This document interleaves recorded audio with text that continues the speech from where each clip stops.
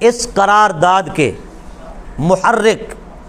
اس قرارداد کے داعی اول،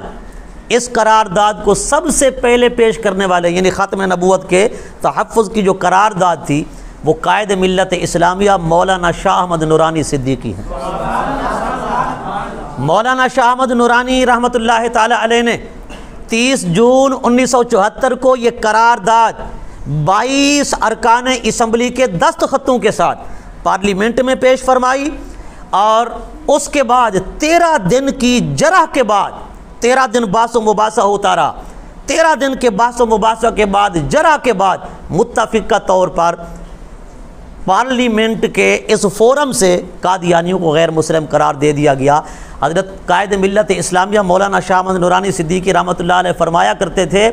کہ اللہ رب العزت نے تحفظ ختم نبوت یعنی ختم نبوت کو جو عقیدہ ہے نا، اس کی حفاظت، اس کی نگہبانی، اس کے تحفظ کی جو قرارداد تھی وہ اللہ نے میرے نام لکھی تھی کہ سب سے پہلے یہ قرارداد میں نے پیش کی، اللہ نے یہ سعادت مجھے بخشی۔